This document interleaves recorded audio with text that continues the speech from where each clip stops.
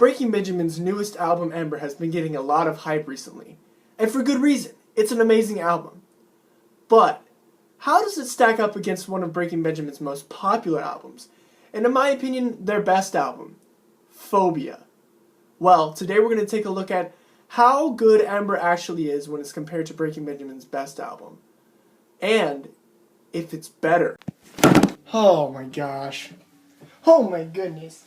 What is up, everybody? PattySMusic here again today. And today, it's time for another SMACKDOWN! SMACKDOWN! SMACKDOWN! SMACKDOWN! The rules are simple. We're going to go down the track lists of each album, pitting each track against one another. Once one track loses to another track, that album loses a hit point. The album with the most hit points at the end is the winner. Let's get into it. The first two tracks that we're going to pit against each other are the outro and intro of each album. Ember's album has Lyra and Vega for its intro and outro, and the Phobia album has, well, intro and outro for its intro and outro.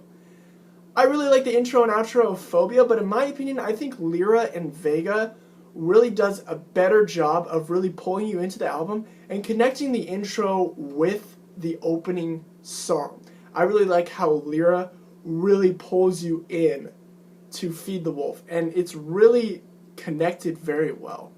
I also like how after Close Your Eyes you can go right into Vega, and it sums up the album very nicely.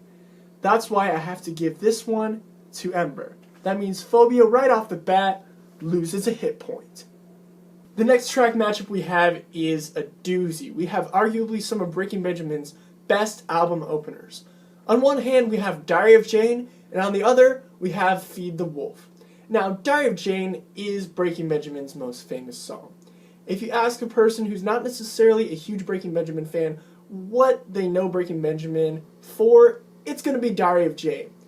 That should not take away from the brilliance of this song. This song is probably one of the most catchy Breaking Benjamin songs, which is why it is so popular. It's got a nice distinct breakdown, and the guitar solo in the middle is just absolutely genius. And the intro, you just can't get it out of your head. On the flip side, we have Feed the Wolf, and this is one of the more heavy Breaking Benjamin songs. It's got nice raw screams in the vocals, and it's got a heavier distortion compared to Diary of Jane. Now, when it comes down to it, pitting these two tracks against each other is like pitting a radio single versus a heavy album lead track, and which one wins in the end? Well, in my opinion, Diary of Jane definitely wins. It's got so much more distinctive melody qualities to it than Feed the Wolf. While Feed the Wolf is definitely a super solid album opener, it's got nothing, and most songs in the Breaking Benjamin discography have got nothing on Diary of Jane. So I have to give this one to Diary of Jane, meaning Ember loses a hit point. The next track matchup we have is equally as hard to decide. We have Red Cold River versus Breathe. Now, Red Cold River itself is a very unique Breaking Benjamin song. I remember the first time I heard it, I was a little thrown off as to what to think about it, but it has definitely grown on me since then. It's got earth-shattering screams right at the beginning of the chorus, and it really draws you in and makes you want to listen to it more. It's got a great message about searching for the reason of life and finding a reason to live. And it also creates a great atmosphere, and it explodes at the chorus. Towards the end of the song, it plays back and forth vocally very well, capping off the song with a great vocal performance. On the other hand, you have Breathe. And Breathe plays back and forth instrumentally and vocally throughout the entire song, starting from the intro. The hook itself is both lyrically genius and instrumentally captivating. You take the breath right out of me. That both showcases great lyrical writing and a melody that can get stuck in your head. And like I said, this song plays back and forth vocally and instrumentally the entire time, including some great breathy backup vocals. It's got a solid bass line as well. The question is, which one of these songs wins? Breath, or Breathe, or Red Cold River? In my opinion, Breathe is the more solid track when it comes to these two tracks. Not because Red Cold River is not a good track, but because Breathe plays back and forth way better, and it has some great guitar riffs in it. I'm going to have to give this one to Breathe off of Phobia. That means Ember loses a hit point. The next track matchup we have is You versus Tourniquet. Now, You is not necessarily one of the most highlighted tracks off of the album Phobia, but it is very good instrumentally. It's got nice catchy verses, and the guitar work is solid all the way through. But it does kind of lose me at the chorus, and I think that's probably the weakest part of the song, is the chorus of this song. It's a little too simple in my opinion. I think the instrumentals are really what makes this song good. On the flip side, we have the song Tourniquet, and this song has a super unique intro, as well as amazing lyrics. I love the deafening scream at the beginning, saying, "Take this blood," which really ties into the entire theme of this track. Compared to You, this song has a super solid chorus, and I'll just read you a few of the lyrics. "Tame the fire from within, you won't break me. Love will tie the tourniquet and suffocate me," which, like I said, really ties into the theme of this entire song, and Tourniquet is obviously a perfect title for this song. A few things that I don't really like about this song. I love the guitar part in the chorus, but I feel like it should have been turned up a little bit more. Because it starts off with a super sweet guitar part that's all over the place, but it works at the beginning of the chorus, and then when the chorus gets into the meat of it, it kind of blends in and doesn't really shine forward. I feel like it should have been highlighted a little bit more. And this does have a little bit of a circular kind of lyrical kind of aspect where he says, "I will, I will, I will, I will," and the next one he says, "I won't, I won't, I won't." But I still think that kind of works with the theme. So I'm definitely going to have to give this one to Tourniquet off of Breaking Benjamin's album, Ember. That means Phobia loses a hit point. The next track matchup we have is Psycho versus Evil Angel. And if you've seen my full album review of Ember, or even my reaction to the song Psycho, you could probably already guess which track I'm going to choose. But my opinions on Psycho have changed a little bit, and I've been warming up to this song. I think this song has some solid, heavy riffs that break into some lighter guitar playing during the chorus, and honestly, the chorus itself is pretty catchy, and it has gotten stuck in my head a few times. I think the guitar part of this song does add nice variety to the song, but something about this song is just a little stale for me. I don't know what it is. Maybe it's the slow intro that sounds pretty similar to some of the songs on Ember. Maybe it's just the tuning of the song. But something about it makes it not really get there for me. In comparison, you have the song Evil Angel. This song makes both the guitars and the drums shine forward brilliantly. Specifically the drums in the intro. When you hear that live, you just cannot get over it. Also, the guitar solo in this song really plays back and forth between the drums and the other guitar in this song, and I think it works way better than the guitar solo in Psycho. Also, Evil Angel just has a way better chorus and hook. Anyways, as you may have guessed already, I'm going to have to give this one to Evil Angel. That means that Ember loses a hit point. The next track matchup we have is definitely another hard one. We have Until the End versus The Darker View. And to tell you the truth, I was really struggling with whether to actually pit these tracks against each other, because they are two very different songs.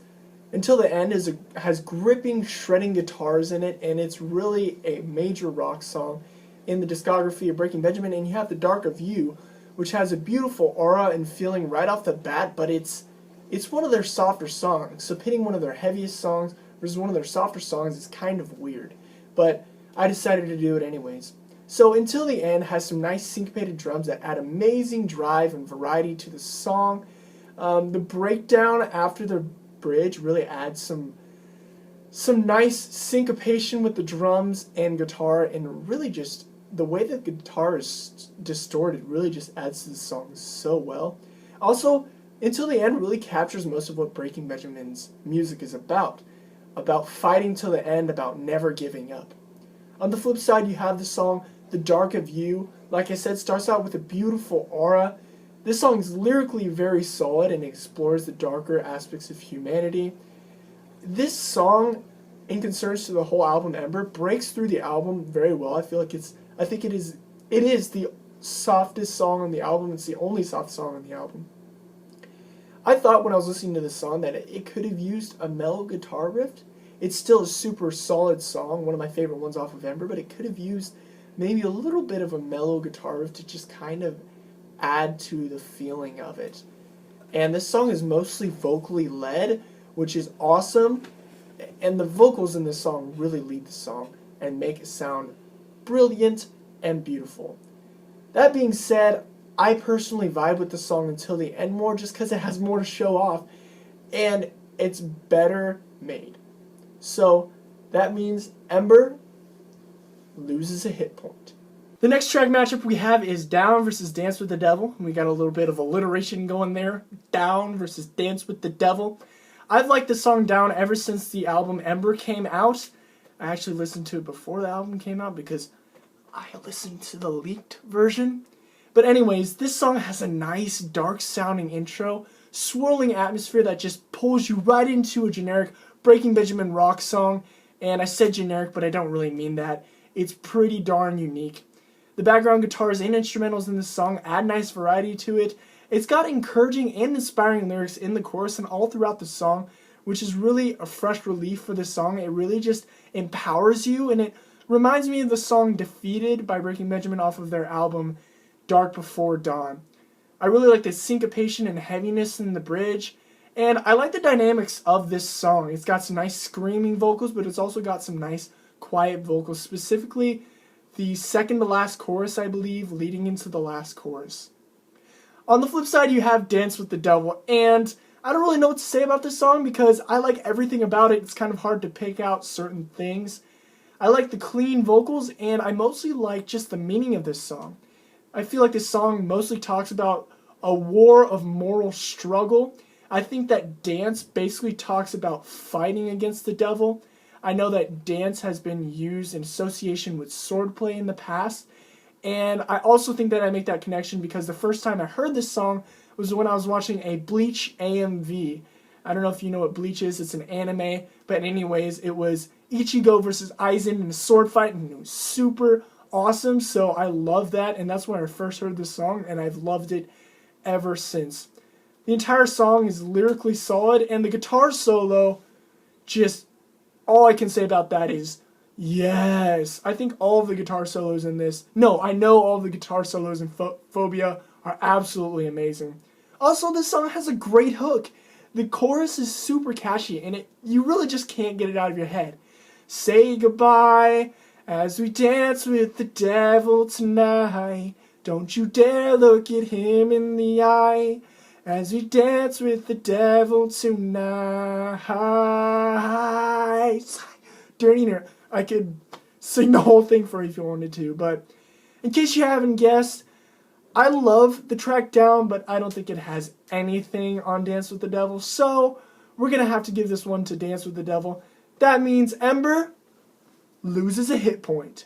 Okay guys, we got some more alliteration coming at you. We got Topless versus Torn in 2. Now, in my opinion, the intro to Topless does sound a little bit simple, and I'm not a huge fan of it, although it is okay instrumentally. And the chorus of Topless, I feel, is a little lazy. It's a little too simple as well. The good thing about this song, though, all the way throughout, well, if you get far enough into the song, is the instrumentals get crazy good. And it really feels like Breaking Benjamin is just showing off in this song, honestly. I'm not a big fan of the lyrics of this song. They kind of leave a bitter taste in my mouth, but I do think that this song is instrumentally amazing, and the screams in the bridge, they kind of remind me of Michael Barnes. That was just a little something I found out while I was listening. But on the other hand, we have Torn in 2, and this song, honestly, does have somewhat of a generic sounding intro to it as well, but I do think that the bending of the strings in the intro kind of give it a little bit more of a unique sound. I love the structure of the verses in this song melodically, and it's got a super catchy chorus. This chorus got stuck in my head before the song was even released. They had a little bit of a clip, and it just got stuck in my head, and I was super hyped for this. And the falsetto of this song, obviously if there's falsetto in a Breaking Benjamin song, I'm going to be on board with it because I love the falsetto of Benjamin Burnley, and it really just pulls you into the song and gets that chorus stuck in your head even more. One thing I'm not a big fan of about this song, I feel like it could have broken into a guitar solo. I'm just a huge fan of guitar solos. I feel like it would have added a little bit more spice to the song and would have cemented it as one of the greats in Breaking Benjamin history. I still think it is. But Torn in Two is definitely good enough to beat Topless. So I'm going to have to give this one to Ember with Torn in Two. That means Phobia loses a hit point. The next matchup we have is Blood versus Here We Are, and this is one of those matchups that I was a little hesitant to do because Blood is quite a bit different from the track Here We Are. On one hand, you have Blood with the super heavy intro, and most of the guitars in this song are heavy and distorted. Just as the screams in the song are very heavy and distorted, the screams themselves seem produced in a different way, and I think it really adds to the overall feeling of the track. Of course, this has got some great lyrics, and it's got a great hook for the chorus. And guys, this song is a headbanger. You cannot listen to the song without banging your head and really just getting into it.